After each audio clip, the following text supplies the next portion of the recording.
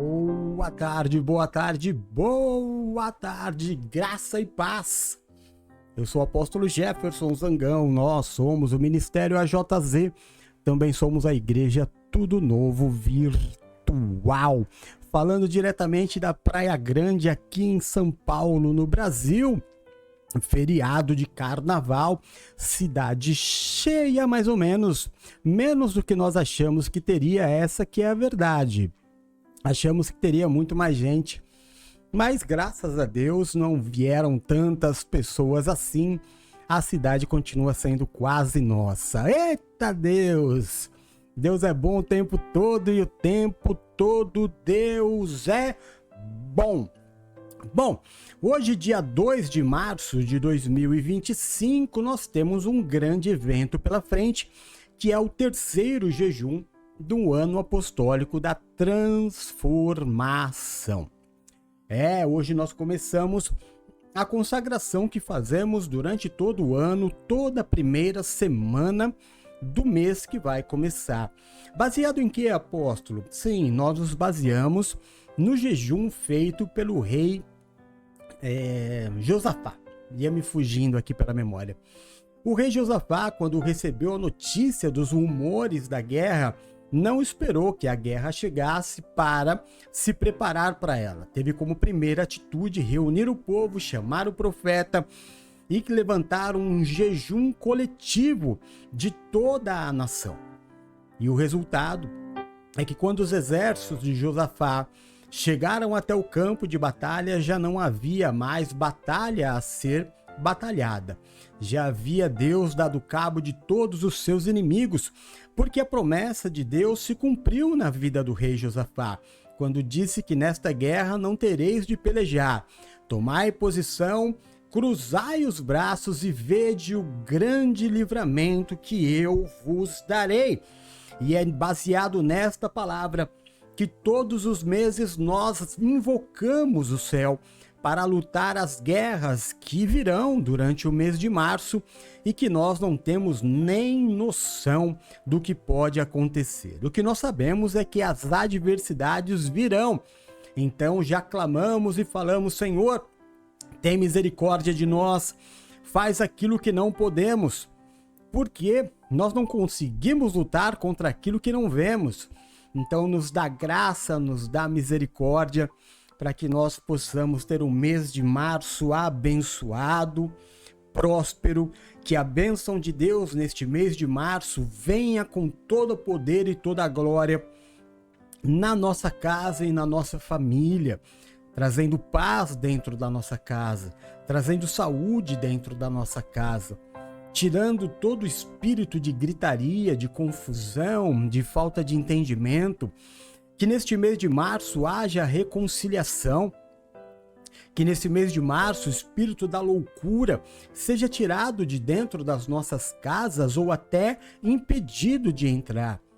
Que Deus dê ordem aos seus anjos para tirar de dentro do nosso lar toda a má intenção, todo agente do inferno, que tudo aquilo que vier com a intenção de tirar a paz de dentro da nossa casa e da nossa família, neste mês de março, Deus há de nos dar graça. Que Deus nos dê neste mês de março um mês de abundância financeira. Tendo em vista que os meses de janeiro e fevereiro praticamente não existiram, né? Exceção feita a alguns setores que trabalham com alimentação ou até com turismo. Mas no mais, o país está parado e agora com essa malignidade deste carnaval, e já é um costume do país, até psicologicamente, todo mundo fala e repete que o país só começa a funcionar depois do carnaval. Então nós, neste jejum, clamamos a Deus que nos dê neste mês de março a restituição daquilo que nos foi impedido de ter no mês de janeiro e no mês de fevereiro. Que Deus abençoe no mês de março as nossas vendas, que seja um mês de vendas abundantes, que Deus nos dê novos clientes, que Deus nos traga os clientes que já tivemos, que seja um mês de assinatura de contratos, que seja um mês de grandes contatos, oportunidades, convites, promoções, aumentos de salários, que Deus neste mês de março, devido a este jejum em que nós nos aproximamos mais dele, Deus faça um milagre na nossa vida profissional e na nossa vida financeira.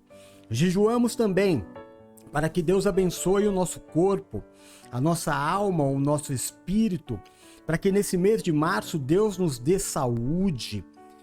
Neste jejum, nós invocamos a Deus para que cuide do nosso corpo, para que se haja em nós alguma doença silenciosa, para que caso haja em nós o mau funcionamento de um órgão, uma ação nociva de um vírus, de um fungo, de uma bactéria, caso haja em nós uma raiz cancerígena, um tumor, seja lá qualquer enfermidade que exista no nosso corpo, nós nesse jejum clamamos ao Senhor que nos cure pelo teu poder e pela sua glória, pela sua misericórdia.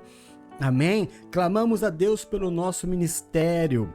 Nesse jejum, que Deus nos dê força para permanecer, que Deus nos dê força para continuar, que neste mês de março, Deus levante ajudadores para a obra, Deus levante dizimistas, ofertantes, pessoas com desejo de ver a obra crescer, que nós possamos ver a obra crescer através da ajuda de novos irmãos que se acheguem até a obra. Como o próprio Senhor Jesus disse, a obra é grande e poucos são os trabalhadores. Então o Senhor disse para que nós clamemos ao dono da seara para que nos envie mais trabalhadores, e nesse mês de março nós clamamos neste jejum para que Deus nos envie mais e mais trabalhadores e supridores desta obra. Clamamos também para que nesse mês de março seja o mês da nossa restituição, que nesse mês de março seja o mês da nossa justiça, que tudo aquilo que nos foi tirado, que tudo aquilo que nos foi roubado, que tudo aquilo que nos foi tirado como golpe, de forma injusta, Deus nos restitua e faça justiça neste mês de março. Clamamos o Deus que é o juiz de todas as coisas e clamamos ao nosso advogado, Jesus Cristo, que vá à frente de todas as nossas adversidades, clamando por justiça de Deus neste mês de março. E o mais importante, que Deus perdoe os nossos pecados. Que esse jejum nos aproxime de Deus, de tal forma que os nossos pecados sejam lançados no mar do esquecimento. Que as nossas orações sejam ouvidas diariamente pelo Senhor. E que Deus nos socorra, ouça a nossa oração de pedido de socorro e nos socorra no dia da angústia. Que o Senhor seja, neste mês de março, o socorro bem presente na hora da nossa angústia. Como servo do Deus vivo, apóstolo, constituído por Deus e não por homens, eu declaro, neste dia 2 de março de 2025, aberta a nossa semana de jejum, consagrado ao Senhor o nosso jejum, até sábado, às 6 horas da manhã, quando nós faremos a entrega deste jejum, sábado, dia 8 de março. Amém? Dia Internacional da Mulher. Aniversário seria da minha mãe. Amém. Glória a Deus. Então, posto tudo isso, consagração feita, deixa eu dar aqui o meu boa tarde. Boa tarde, Bruna, meu amor maior. Tá lá em Atibaia, curtindo a piscina, o sol. Eita, como Deus é bom, hein? Deus cumpre as promessas. Oh, meu Deus, Deus de maravilhas. Silvia, filha linda, querida, minha melhor amiga da vida. Pretinha do papai. Deus abençoe. Boa tarde para você também. Elvira, eita, como eu te amo. Muito, muito, muito, muito. Bom, e a partir de hoje nós teremos esse aviso aqui em cima. Eu mandei, eu não sei, né, o quanto vocês levam a sério as coisas que eu posto no grupo, a ponto de ver, pelo menos, olha, meu pastor, meu apóstolo mandou aqui um vídeo, deixa eu ver. Meu apóstolo mandou aqui um texto, deixa eu ler. Eu não sei o quanto você está conectado, né? Essa conexão espiritual comigo. Mas caso você esteja conectado comigo, você já sabe o porquê desta plaquinha luminosa aqui em cima da minha cabeça a partir de hoje. Amém? E caso você seja desses que não dá muito valor à palavra do teu pastor, tanto faz como tanto fez, por curiosidade, dá uma olhadinha lá nos vídeos. Em algum deles você vai entender o mod que, tá bom? Em nome de Jesus. Então vamos lá. Vamos dar início ao nosso jejum. Eu já trabalhei bastante durante a manhã, preparei a palavra, transformei essa palavra em áudio, transformei a palavra em vídeo, tanto em texto como um vídeo legendado, para que fique bem mastigadinho para todos vocês aquilo que Deus espera de nós nesta tarde de domingo e durante toda esta semana de jejum. Amém? Glória a Deus. Eu queria pedir só um oi para aqueles que estão aí, porque não está batendo o número de espectadores com o número de pessoas que estão falando comigo. Dá por favor um oi naqueles que estão conectados comigo para eu saber que você está aqui e fazer a tua consagração deste jejum. Amém? Então vamos lá. O título do jejum dessa semana é A Dor é o Propósito Divino, ou é um propósito divino. O primeiro texto que nós vamos ler está em 2 Coríntios, capítulo 11, versículos de 24 a 27, que diz assim: Recebi 5 vezes dos judeus 40 açoites menos 1. 3 vezes fui açoitado com varas. 1 vez fui apedrejado. 3 vezes sofri naufrágio. Passei uma noite e um dia exposto à fúria do mar. Estive constantemente viajando de um lado para o outro. Enfrentei perigos nos rios, perigos de assaltantes, perigos dos meus próprios compatriotas, perigos dos gentios, perigos na cidade, perigos no deserto, perigos no mar, perigos dos falsos irmãos. Trabalhei arduamente, muitas vezes fiquei sem dormir. Passei fome e sede, e muitas vezes fiquei em jejum. Suportei frio e nudez. Agora ainda em 2 Coríntios, no capítulo 12, para impedir que eu me exaltasse demais por causa da grandeza dessas revelações, foi-me dado um espinho na carne, um mensageiro de Satanás para me atormentar. 3 vezes roguei ao Senhor que tirasse de mim, mas ele me disse: minha graça é suficiente para você, pois o meu poder se aperfeiçoa na sua fraqueza.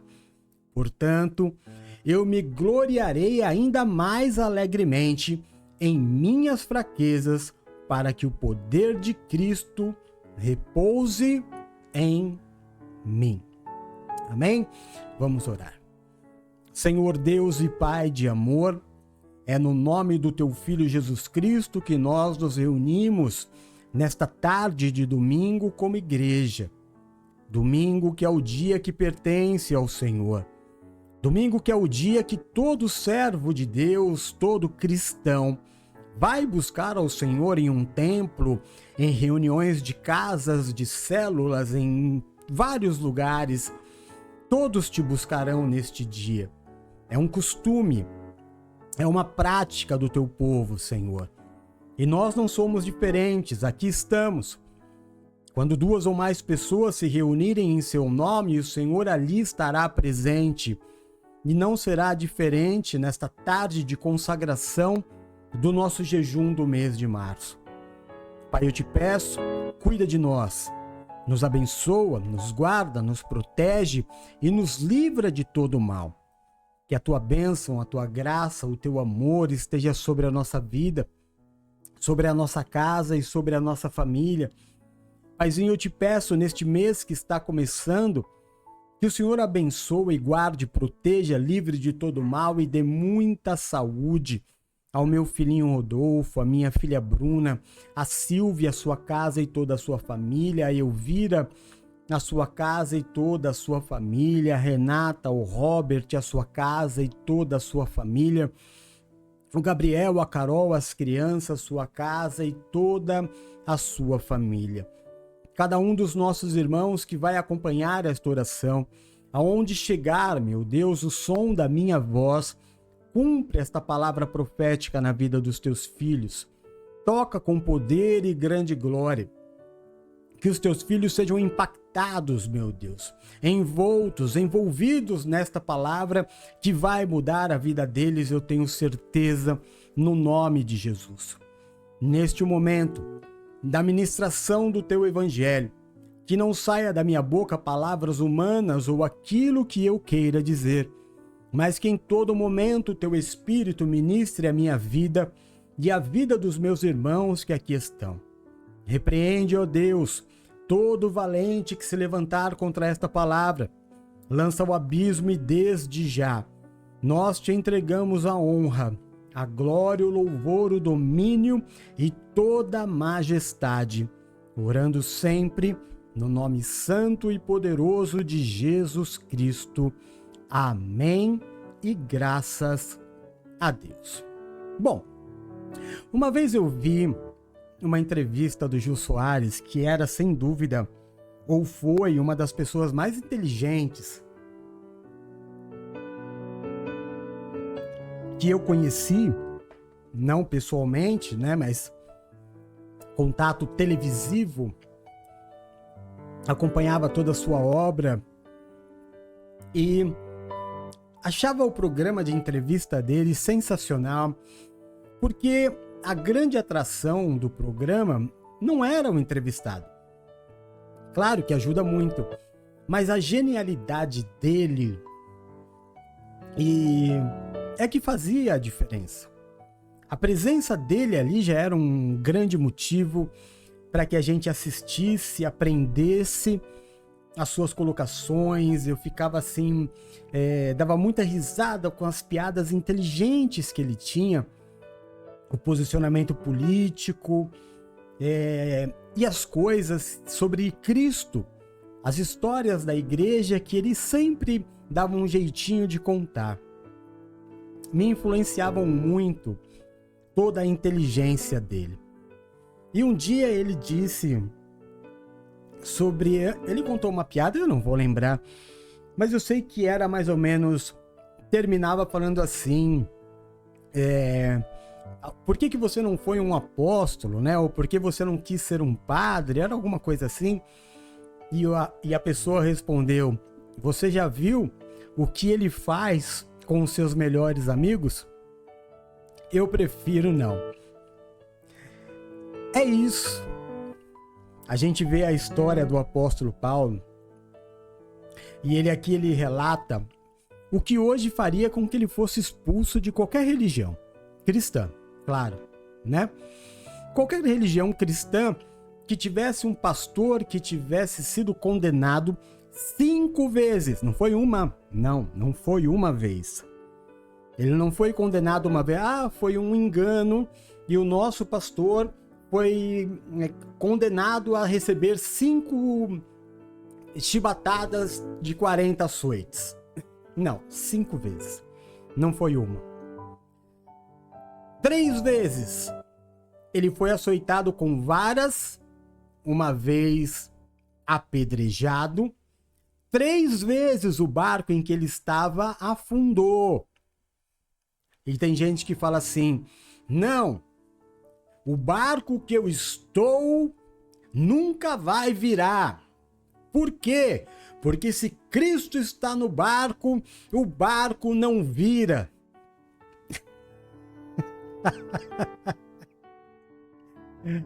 Meu Pai amado, Deus querido. A Bíblia, meu Deus, como é que eu posso explicar para você? A Bíblia, ela não é o conto de um homem, de um robô, melhor dizendo. Se acontecer isso, a resposta é essa. Se acontecer aquilo, a resposta é a outra. Não. Eu, apóstolo Jefferson, tenho um caminho a trilhar nesta vida. Bruna tem um caminho a trilhar nesta vida. Silvia tem um caminho a trilhar nessa vida. Elvira tem um caminho a trilhar nesta vida. E que não é o mesmo que o meu, embora andemos juntos. Nem a minha filha. Por exemplo, hoje, ela está em Atibaia. Eu estou em casa. São caminhos diferentes. Aquele dia, com Jesus no barco, os 12 apóstolos tinham um caminho de viver uma experiência, de conhecer o poder de Deus sobre o tempo, de dizer para o vento, para o mar, acalma-te. Num outro dia de tempestade, o Senhor não disse para o vento e para o mar, acalma-te. Ele disse para Pedro, se queres vir até mim, venha. E continuou chovendo. Depois que Pedro afunda e eles sobem ao barco, a chuva para. Mas já com o apóstolo Paulo, o que você vai dizer? Deus não era com ele? Jesus não estava com o apóstolo Paulo? 3 vezes o barco dele afundou. Mas aí o pastor religioso vai falar isso. Olha, tem alguma coisa errada com esse irmão aí, hein? Precisa ver, porque tanta coisa dá errada na vida dele. Olha, eu vou te falar, ser condenado a chibatadas uma vez, tudo bem, mas 5? 3 vezes açoitado? Eu já vi histórias de que esse cara foi apedrejado. 3 vezes o barco dele afundou. Pelo amor de Deus, eu que nunca entro num barco com esse camarada dentro. Ele ficou um dia inteiro boiando no mar. E não era no mar calmo. Era no mar revolto, tá dizendo a palavra aqui. Quando Pedro dá 2 passos e afunda, ele diz, Senhor, me ajuda. E Deus tira, Jesus retira Pedro do barco. O apóstolo Paulo afunda e fica 24 horas segurando numa madeirinha e boiando. É um escândalo para qualquer religioso. As lutas na vida do apóstolo Paulo vai contra toda a religião pregada pelos coachings, que é incapaz de entender que Deus é um ser vivo, que Jesus é um ser vivo, é uma pessoa, que o Espírito Santo de Deus é um ser vivo, é uma pessoa, e que da mesma forma com que eu trato a Bruna de um jeito, a Silvia de outro e a Elvira de outro, embora o amor que eu sinta pelas 3 seja muito parecido, a minha forma de lidar é bem diferente. Assim, Deus também é conosco. Com os discípulos, eles ainda não eram apóstolos, eles eram discípulos. Jesus tinha todo um cuidado, um carinho de se mostrar a eles quem era ele e qual era o poder que ele tinha. Mas o apóstolo Paulo teve experiências contrárias, experiências da igreja. Porque embora você esteja ouvindo aqui o pastor religioso falar, o apóstolo Paulo, além de tudo isso, ele enfrentou perigo em rio, ele foi assaltado, ele foi expulso pelos seus próprios familiares, o lugar onde ele nasceu ninguém gosta dele, o lugar onde ele foi, que são os gentios, que é o povo que não é o povo dele, também apedrejou ele, ou seja, ninguém gosta do Paulo. Ele nas cidades corre perigo. Quando ele está no deserto, ele corre perigo. Quando ele está no mar, o barco afunda, ele fica boiando 24 horas. Fora o perigo que ele passou com a falsidade de alguns irmãos. Olha, Paulo trabalhou arduamente. Eu fiquei sabendo, Paulo passou muitas noites sem dormir. Passou fome e sede. Gente, que Deus deixaria o seu servo passar fome e sede? Vocês não estão percebendo que tem alguma coisa errada com esse rapaz? Vocês estão percebendo que esse rapaz está cheio de pecado? Ó, eu vou dar um toque para vocês, hein? Não andem com ele. Não anda, tem alguma coisa oculta que a gente ainda não sabe, mas olha, esse Deus que ele serve não é o Deus que eu conheço. Muitas vezes vi ele em jejum. Muitas vezes, sabe o que eu vi? Eu vi ele com frio e sem blusa. Você acha que Deus ia permitir isso na vida de Paulo? Olha, meu irmão, um dia, e eu nunca vou me esquecer deste dia. Eu era só um diácono na Igreja Renascer em Cristo, na Igreja Lins de Vasconcelos. Era um culto das 17 horas como esse. E no final do culto, a Bispa Sônia chamou à frente pessoas que precisavam de oração e eu fui dar apoio para as pessoas que precisavam de oração. E embora tinham muitos bispos e pastores, aquela igreja era muito grande, ela tem um significado muito forte na vida de muitas pessoas, a bispa também desceu. E eu fui auxiliá-la. E ela fez uma oração muito bonita por uma senhora. E o filho da Bispa Sônia estava internado. Teve que fazer um transplante de rim. Rim do seu próprio pai. O apóstolo Estevão tirou o seu rim e deu para o seu filho, para que ele sobrevivesse. Então, aquele dia, ela estava no altar. Eu imagino a dor, porque filho é a nossa parte que mais dói. Talvez se eu estivesse dizendo isso, sendo alguém que faz parte da Igreja Renascer, ou sendo alguém querido no Ministério Renascer, talvez não tivesse o mínimo efeito. Mas como eu não sou nem um pouco querido no Ministério Renascer, né? E como também não faço parte do ministério, acho que tem muita relevância o que eu vou te dizer. Aquela mulher que recebeu uma linda e sincera oração da Bispa Sônia, quando a bispa a abraçou, ela disse assim: como está o seu filho?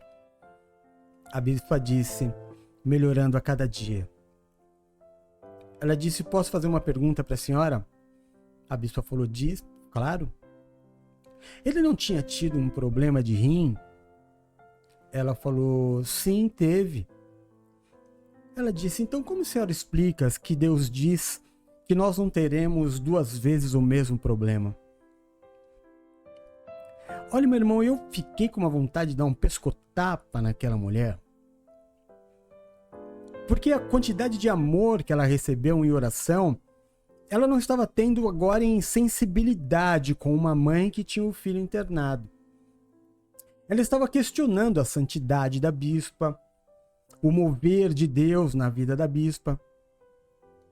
E a bispa disse para ela assim: olha, querida, a gente não sabe os propósitos de Deus. Mas só para que você fique tranquila, o rim do meu filho que está sendo tratado neste momento no hospital, enquanto eu estou aqui pregando, é o outro. Porque o outro rim que ele recebeu do meu marido, transplantado, está muito bem, graças a Deus. Então não é o mesmo problema no mesmo lugar. Que Deus te abençoe. E voltou para o altar. Mas olha, meu irmão, aquilo me fez um mal. E eu fiquei me perguntando, como pode existir alguém assim? É insensibilidade, é a falta de empatia. Estava tudo errado o que ela disse ali. Não tinha nada de amor, tinha só de religião e de entendimentos falhos da palavra de Deus. Mas a bispa foi muito mulher de Deus e ela voltou para o altar. Talvez a dor que ela estivesse sentindo fosse tão grande que ela nem... E antes de ir embora, a mulher ainda olhou para ela e falou assim: eu não sei como a senhora aguenta. Ela disse: é exatamente isso. Deus me deu porque eu aguento. Se Deus tivesse dado para você, talvez você já tivesse parado. Mas Ele me deu porque Ele sabe que eu vou continuar. E embora a gente possa olhar todas essas catástrofes que o apóstolo Paulo passou, então você vai dizer assim: Paulo 5 vezes foi condenado, venceu as 5. 3 vezes foi açoitado, venceu o açoite. 3 vezes o barco afundou, 3 vezes ele sobreviveu ao naufrágio. Por 24 horas ele passou lá no mar gelado e venceu. Venceu. Quando ele estava na cidade, queriam matá-lo, mas não conseguiam. Quando ele estava no campo, queriam matá-lo, mas não conseguiam. A verdade, tudo o que você viu aqui das aflições de Paulo, porque o que a Bíblia diz? No mundo tereis aflições, mas tende bom ânimo, porque eu já venci o mundo. Quer que eu traduza, aperte a tecla SAP para você? Farei isso agora. No mundo você vai ter luta. No mundo você vai passar por aflição. No mundo você vai ficar agoniado. Vai sentir frio, vai sentir fome, vai sentir sede, vai se sentir nu por falta de suprimento. Mas em tudo isso não vai passar de uma aflição. Nenhuma dessas lutas, nenhuma dessas dificuldades, nenhum desses acidentes vai te parar ou vai te matar, porque maior é aquele que está em você do que aquele que está no mundo. Servo de Deus passa por luta e vence todas. Todas. E ainda um pouquinho, um capítulo à frente, o apóstolo Paulo ainda diz: Deus me colocou um espinho na carne, não foi o diabo, não foi Satanás, não foi uma maldição. 3 vezes eu roguei a Deus. A primeira, Deus fez de conta que nem ouviu. A segunda, Deus fez de conta que nem ouviu. E na terceira, Deus responde: a minha graça te basta. Diante de todas essas vitórias, Paulo, que você tem, diante de todos esses absurdos, porque a tua vida é um absurdo, as vitórias que você tem diante das adversidades pode fazer com que as pessoas achem que você é um Deus, para que você não se ache um Deus. Eu vou deixar esse espinho para que você se lembre sempre que você não passa de um homem. Mas a minha graça, Paulo, te basta. Num desses naufrágios, Paulo cai na ilha de Malta. Nesta ilha, todos molhados, vão fazer uma fogueira. Paulo pega uma madeira e vai jogar na fogueira. Nesta fogueira tinha uma serpente, a serpente morde a mão de Paulo. Paulo sacode a cobra e joga na fogueira. E todo mundo, diz a palavra, que fica olhando para Paulo, esperando ele começar a inchar, estribuchar e morrer. E ele não acontece nada. Começa o burburinho daqueles que estavam com Paulo. Tem alguma coisa errada. Tem alguma coisa diferente com esse camarada. ele sobrevive a um naufrágio, ele vem para a ilha, chega na ilha, a cobra morde, tem alguma coisa errada com ele. Passa um pouquinho de tempo, o governador, o dono daquela ilha, tem um problema estomacal, que hoje não é nada, mas naquela época levava à morte. Chamam o apóstolo Paulo é levado ao lugar mais importante daquela ilha, diante da pessoa mais importante daquela ilha, doente. Paulo ora, o homem é curado. E Paulo tem um novo tempo na sua vida. Não meça a vida de um homem de Deus pelos bens que ele possui.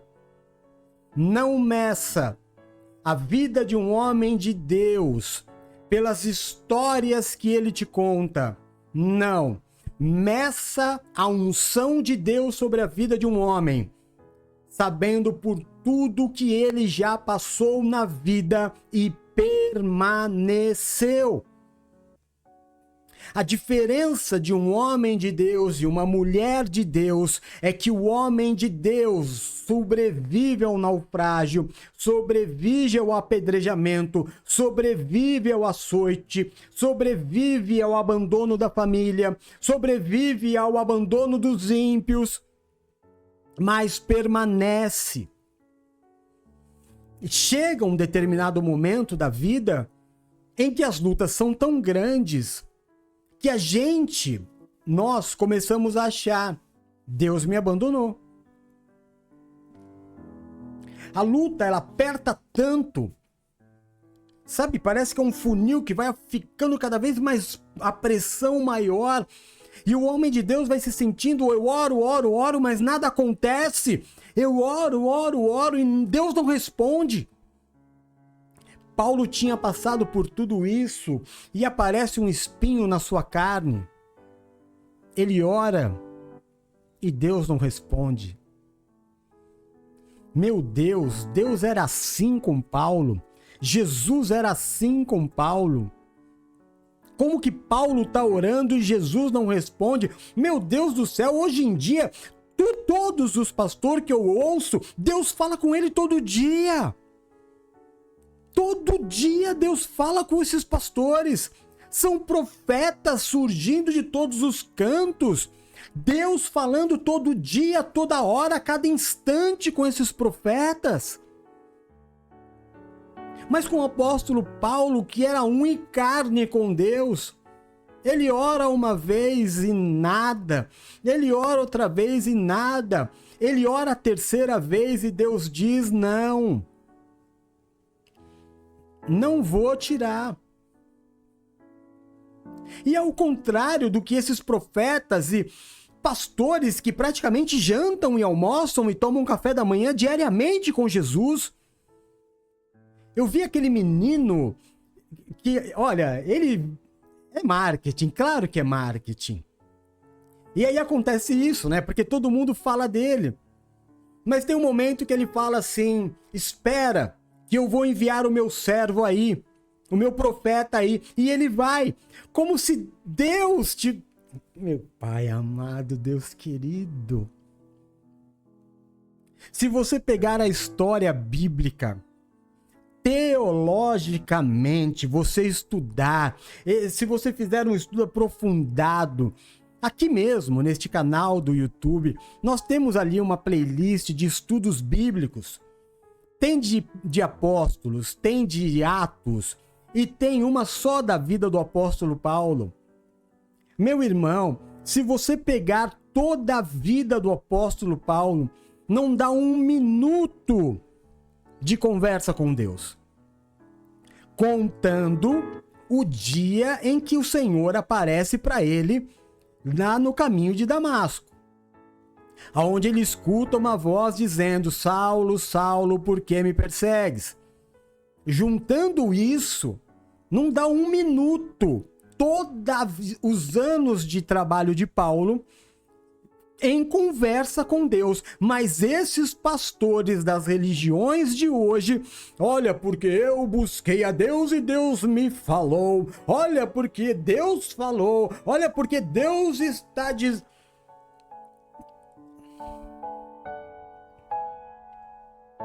Até quando você vai entrar nessa?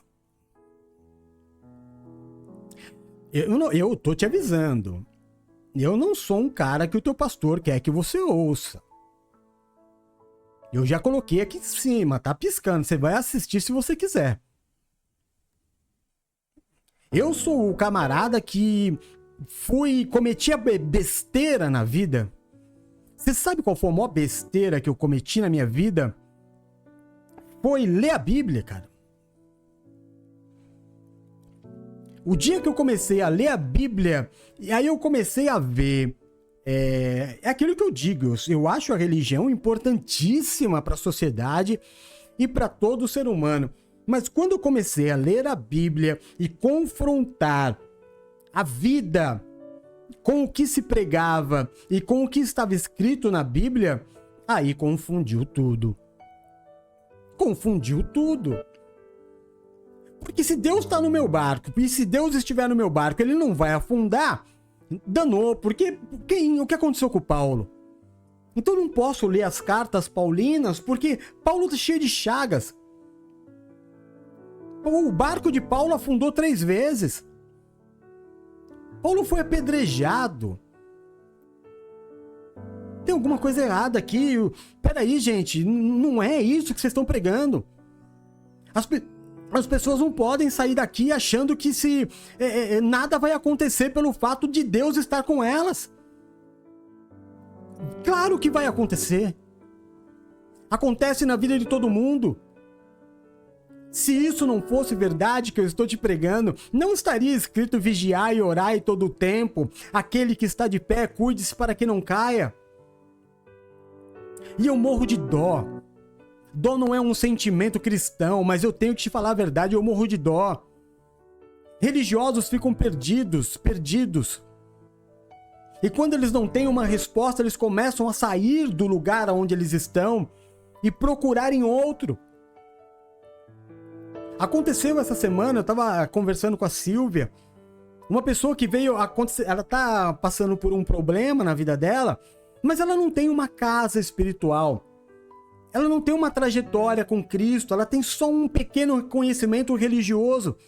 E aí ela começa a morder um pouquinho aqui, morder um pouquinho ali, e aí se apega a uma coisa sem nenhuma base, Mas por que você acha que isso é verdade? Ah, porque tá coincidindo com o que eu tô vivendo. Mas isso basta? Para você acreditar, basta coincidir com o que você está vivendo. Não vai ter um confronto, você não vai pegar a palavra, você não vai se aprofundar, você vai logo se entregar. Não dá dó. Dá pena, é uma ovelha sem pastor. Que fica mendigando uma palavra, que fica mendigando uma solução. Porque não encontrou a Cristo, o verbo, a palavra, a libertação. Eu vou ter uma vida de luta, sim, mas em todas elas eu vou ter vitória. E isso é verdade. Eu não estou te motivando. Você sabe bem que eu não estou aqui para te motivar. Eu estou aqui para pregar o evangelho. Você vai ter muita aflição. Vai ter momento em que você vai, assim como Paulo, dizer: Deus me abandonou. Deus não está ouvindo a minha oração. Por quê? Porque não é à toa que você passa pela luta. Porque não é à toa que você sente a dor. É Deus quem permite. Faz parte da tua caminhada, faz parte do teu trajeto. A dor te obriga a mudar o caminho. A pressão te obriga a mudar o caminho, mudar a forma de pensar. Então Deus permite. Permite a dor, permite a luta, permite a grande aflição, te obriga a sair de determinado lugar, te obriga a abandonar certas pessoas. E você diz, não, mas eu não quero, eu gosto. E o Senhor diz, mas não tem jeito. Não é teu caminho, não é para parar aí, é para seguir. Vai para onde eu te mostrar. Segue. Eu vou te dar um pastor, eu vou te dar uma casa, eu vou te dar uma família, eu vou te dar um trabalho, eu vou cuidar de você. Não vai te faltar nada, está escrito no texto que nós lemos. Vai passar por tudo isso e não vai ter falta de nada. Quem não sabe da tua história, quem só viu você por passagem, quem viu você imagina, quem viu o barco de Paulo afundar e não sabe o final da história, pobrezinho de Paulo. Coitado de todo mundo que estava no barco. Quem viu Paulo nu, com fome, sede e frio, e passou e viu Paulo no frio, com fome, sede e nu, passou por Paulo e falou, que homem maldito. Mas ele não sabe que ali na frente, logo ali na frente, Deus deu um grande livramento para Paulo.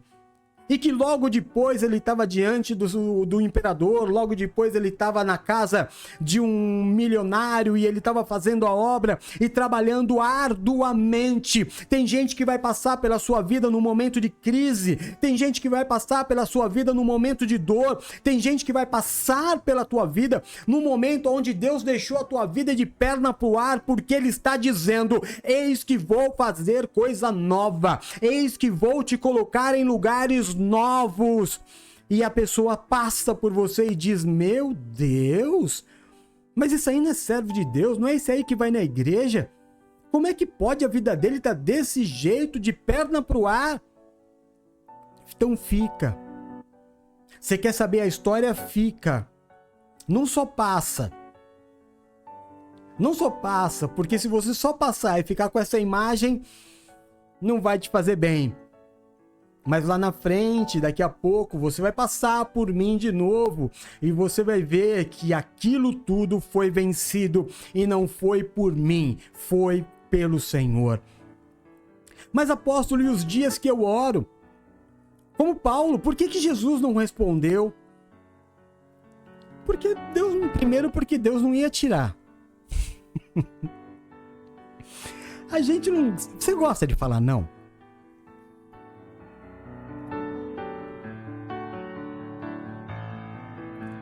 Eu odeio falar não. Talvez seja uma deformação minha, né? Mas se a minha filha ela vier e ela falar pra mim assim, ela nunca vai falar isso. Mas se um dia ela vier e falar assim, papai, eu acho que no carnaval eu vou numa festa lá com as minhas amigas. Falta um mês pro carnaval, eu não vou nem responder. Quando faltar 15 dias, ela vai falar, pai, o senhor vai deixar eu ir lá na festa de carnaval com os meus amigos? Eu não vou nem responder. Eu tô aqui na torcida de que caia a ficha e ela diga assim, ele não respondeu, e ele não quer que eu vá. Aí quando chegar bem pertinho da festa, e ela vir insistir e perguntar, pai, posso ir na festa, sim ou não? Eu vou falar, não. Dói mais em mim do que em você, se não. Porque eu não gosto de te falar não, filha, mas não. Pro teu bem, não. Paulo orou e falou, Senhor, tem um espinho na minha carne, tira. Não, porque fui eu que pus, então o Senhor nem respondeu. Deixa ele vai entender. Aí ele orou uma segunda vez, Senhor, tem um espinho na minha carne, tem misericórdia, tira. O Senhor manteve silêncio. Aí Paulo ora uma terceira vez, Senhor, tem um espinho na minha carne aqui, tem misericórdia de mim, Senhor. O Senhor já fez coisa tão grande. E o Senhor disse, Paulo, fui eu que pus esse espinho na sua carne. Para você não se vangloriar, filho. Isso é só para você se lembrar todo dia que você é humano. Aí Paulo falou, amém. E o Senhor disse, Paulo, a minha graça te basta. Vai. A quem já sobreviveu a 3 naufrágios, o que é esse espinho na carne? Hã? Quem já tomou açoite do jeito que você tomou? Não tem lugar para ter mais cicatriz nas suas costas de tanto açoite que você já levou. Para quem já tomou pedrada do jeito que você tomou, Paulo, o que é esse espinho na carne? Mas não foi só Paulo que não teve a sua oração respondida. Jesus também. Porque Jesus foi um homem de dores. Porque não havia em Jesus beleza alguma que alguém pudesse desejar. Essa é a descrição do profeta messiânico Isaías. E na cruz o Senhor diz, Pai, por que me abandonaste? O pai nunca abandonou o filho. Mas por que Deus não respondeu? Porque nada seria mudado. Aquilo era um propósito. Paulo, esse espinho é um propósito. Jesus, meu filho, essa tua morte é um propósito. Eu não vou interferir. Amém? A dor é um propósito.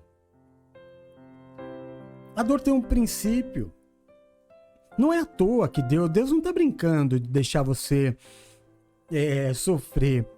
A dor é como uma preparação. Lá em Mateus 5,4 diz assim, bem-aventurados os que choram, pois serão consolados. A dor te prepara para alguma coisa. A Bíblia não diz que o ouro é refinado pelo fogo. A dor é como se fosse isso. Ela nos molda. A dor nos torna mais forte, mais preparado para permanecer, nos torna casca dura. Tem muito crente maçã, meu irmão. Outro dia eu coloquei, quem que viu? Eu nem sei se tem alguém me ouvindo, mas qual de vocês viu o vídeo do morango que eu postei? 2 morangos bonitos num palito de dente e foi colocado um morango podre no mesmo palito junto com eles, e conforme os dias foram se passando, os morangos que estavam bons ficaram podres. Por quê? Porque é casca fina. Porque se você colocar um ovo podre numa bandeja de ovos bons, os ovos bons não vão ficar podres por causa do ovo podre. As dificuldades, as dores, elas nos tornam casca grossa. Nos prepara. É por isso que Deus nos permite passar por provações. Sempre existe no pensamento de Deus a meu e teu respeito um propósito maior do que aquele que você está vivendo agora. E é a dor que vai te ensinar a ter, por exemplo, compaixão. A dor vai te ensinar a ter mais paciência. A dor vai te ensinar a perseverar. A dor cria qualidades essenciais em nós para que cumpramos a vontade de Deus. A dor é uma grande arma de Deus. Tem uma diferença. Tem aqueles que sentem a dor e dizem é um propósito de Deus. Não é. É um propósito de Deus. Deus tem um propósito nisso. Não é à toa. Não é uma brincadeira. Minha gata querendo derrubar minha luz. Não é uma brincadeira, é um propósito. Agora, muita gente, quando estiver sendo refinado no fogo, muita gente, quando passar pela grande prova, vai desistir. Vai dizer, não é para mim. Deus que me livre. Eu não quero essa vida. Eu não vou abrir mão do que eu conquistei. Eu não vou morrer. O evangelho só pode ser vivido por aqueles que morrem, meu irmão. Se você não matar a tua natureza humana, que é simbolizada pelo batismo, você não entra no caminho estreito. Amém? A dor também é um instrumento de Deus para nos fazer crescer. Tiago 1, de 2 a 4, diz assim, ó: Meus irmãos, considerem motivo de grande alegria o fato de passarem por diversas provações, pois vocês sabem que a prova da sua fé produz perseverança. E a perseverança deve ter ação completa, a fim de que vocês sejam maduros e íntegros, sem lhe faltar coisa alguma. A dor não tem, mas olha, eu falo com toda a certeza do mundo, nada é mais eficaz para fazer uma pessoa buscar a Deus do que a dor. Verdade ou mentira? Se você achar que eu estou mentindo, pode pôr. No momento da dor, no momento da luta, no momento da dificuldade, no momento que o avião entra na turbulência, é que a pessoa fala: ai meu Deus, me ajuda. É na dor que a gente aprende a depender de Deus.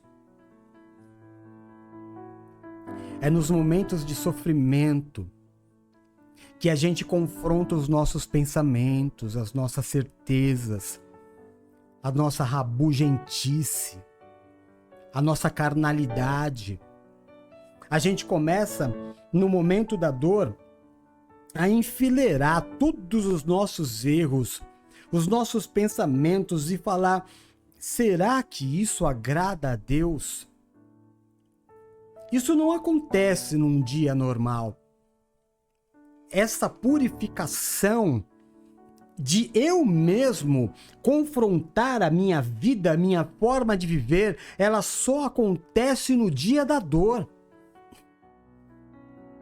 É um confronto das minhas verdades com as verdades de Deus. E aí você começa a pensar: por que é que esta dor está em mim? O que está errado? Você confronta as suas fraquezas, os seus vícios, as suas limitações. Aí você vê o quanto você é fraco. E você começa a buscar a força de Deus. Você começa a entregar na mão de Deus e falar: Senhor, eu não posso, mas o Senhor pode. Senhor, está aqui, olha, eu não posso, mas o Senhor pode. E eu descanso, eu entrego na tua mão e descanso. Eu sei que tem um tempo determinado para tudo. Eu sei que o Senhor sabe tudo, está aqui, Senhor. Eu não posso, mas o Senhor pode. Você que está me ouvindo, diga mesmo que for só para você: Senhor, eu não posso, mas sei que o Senhor pode. É através da dor que a gente cresce na fé. É através da dor que a gente cresce na esperança. É na dor que a gente aperfeiçoa o nosso amor. A dor, a luta, ela também é usada por Deus como grande testemunho. Em 2 Coríntios 1, de 3 a 4, a palavra de Deus ela diz assim: Bendito seja o Deus e Pai do nosso Senhor Jesus Cristo, Pai das misericórdias e Deus de toda consolação, que nos consola em todas as nossas tribulações, para que, com a consolação que recebemos de Deus, possamos consolar os que estão passando por tribulações.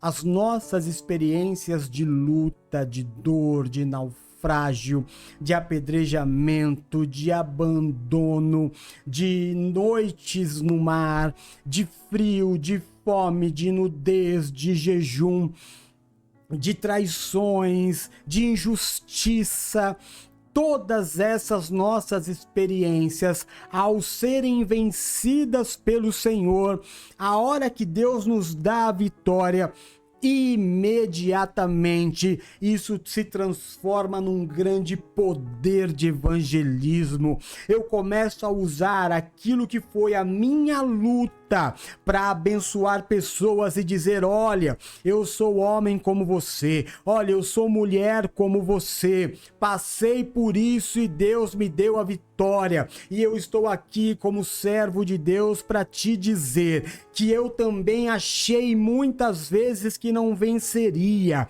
eu achei muitas vezes que não tinha saída, eu pensei muitas vezes que Deus tinha me abandonado, que era o meu fim, que não tinha mais o que fazer, e talvez você esteja exatamente assim agora, mas Deus me colocou na tua frente para te dizer: eu passei, o mar se abriu, eu estou aqui vivo, de pé, vivendo uma nova vida, cheio de alegria, de esperança, com novas lutas, com novas adversidades, mas aquela que eu disse, dessa eu não passo, daquela que eu disse, meu Deus, acabou, agora não há mais o que ser feito, já colocaram a pedra e já taparam a sepultura, mas o Senhor veio no quarto dia, tirou a pedra e disse: vem para fora. E eu tô aqui para isso, para te dizer: eu também achei que não daria, eu também achei que Deus não estava mais me ouvindo, eu também achei, acabou, mas não tinha acabado nada, porque os meus pensamentos não querem dizer nada, o que os meus olhos veem não quer dizer nada, o que minha boca diz é fruto da minha emoção, porque a boca fala o que o coração tá cheio, o que vale são os pensamentos que ele tem a meu e seu respeito, e são pensamentos de vida e não de morte, para nos dar o fim de prosperidade que ele deseja, em nome de Jesus. É isso. A dor é uma grande arma de Deus. A dor faz parte do propósito de Deus para a tua vida. Apóstolo, tem certeza que não é obra de feitiçaria? Pode ser. Pode ser que alguém tenha feito e Deus permitiu. Porque Deus usa o diabo. Deus usa os demônios. São todos servos do Senhor. Como foi usado na vida de Jó. Mas ele diz até aqui. Se passar daqui, se você tocar na vida dele, se você for além de onde eu permitir, a minha ira vai se voltar contra a tua vida. Então vai lá e faz o meu servo crescer. Ele precisa me conhecer e você vai ser usado para isso. Vai lá, mas não toca na vida dele. Satanás, ele vem, irmão, para a terra babando e ele acaba com tudo. Tudo. Eu tenho uma revelação para te dar. O Satanás acaba com tudo. E Jó diz: antes eu conhecia Deus de ouvir falar, mas hoje os meus olhos te veem. O propósito de Deus se cumpriu. Deus restitui 2 vezes mais tudo o que Jó perdeu, menos os seus filhos. Jó perdeu 10 filhos. Deus não deu 20 filhos. Deus deu 10. Apóstolo, por que Deus deu 2 vezes mais tudo para Jó. Mas os filhos Deus deu a justa medida. Porque os filhos permanecem filhos. Você achou que os filhos de Jó morreram? Eles estavam na glória com Deus, filhos de Jó. Deus acresceu mais 10. Porque Jó ainda tinha 10. O aguardando na eternidade. Talvez você nunca tinha pensado nisso. Mas o teu filho é teu filho para sempre. Você é pai, você é mãe para sempre. Nunca abandone o teu filho. Não. Por mais complicado, por mais problemático que ele seja, se tem uma coisa que Deus não vai tolerar, é você abandonar o teu filho por qualquer motivo. Sempre será o seu filho. Assim como você sempre será filho de Deus, sendo problemático, sendo chato, sendo mentiroso, pecador, infiel, Ele não vai desistir de você nunca. Você sempre será filho dele e ele vai lutar a vida inteira pela tua salvação. Você pode até não ser salvo, mas Deus não vai desistir de você. Então você, como pai e mãe, nunca desista do teu filho.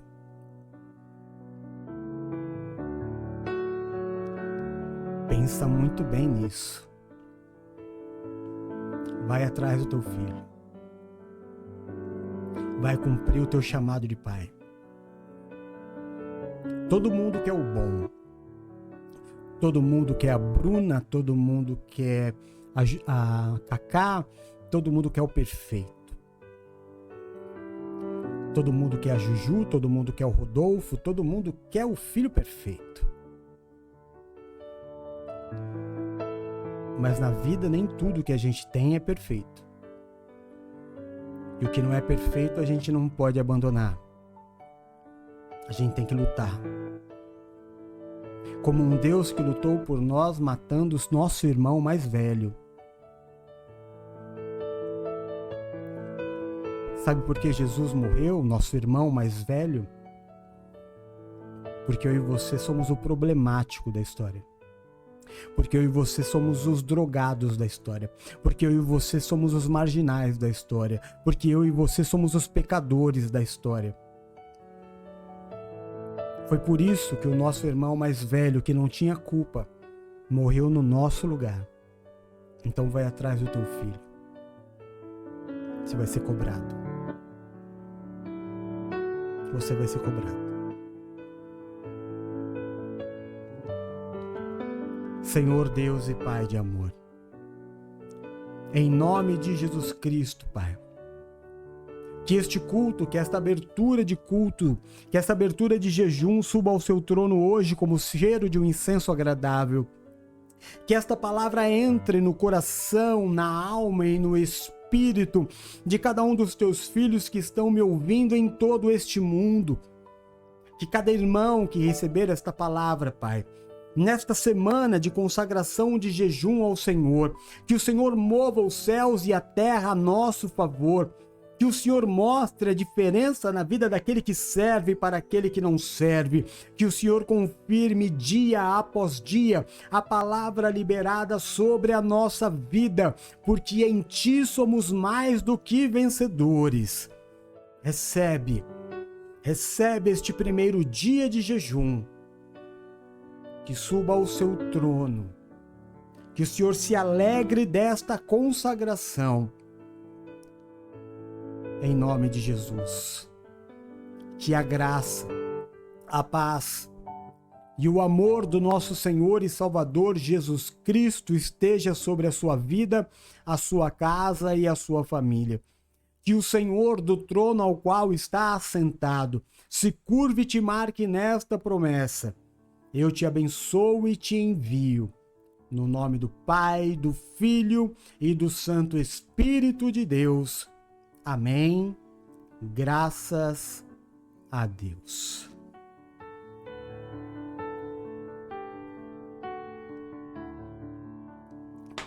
Amém?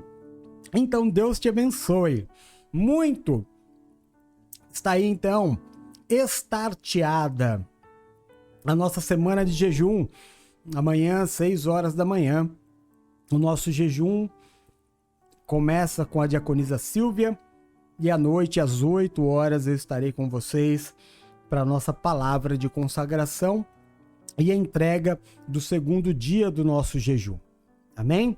O jejum termina no sábado, às 6 horas da manhã, com a diaconisa Silvia fazendo a oração.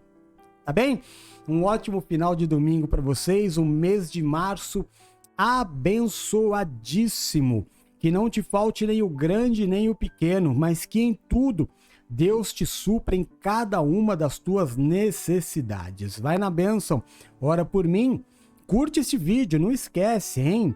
Curte este culto, compartilha com alguém que você ama, que precisa ouvir esta palavra e vamos ganhar o mundo para Jesus Cristo. Fica com Deus, te amo em Jesus. Beijo, fui, tchau.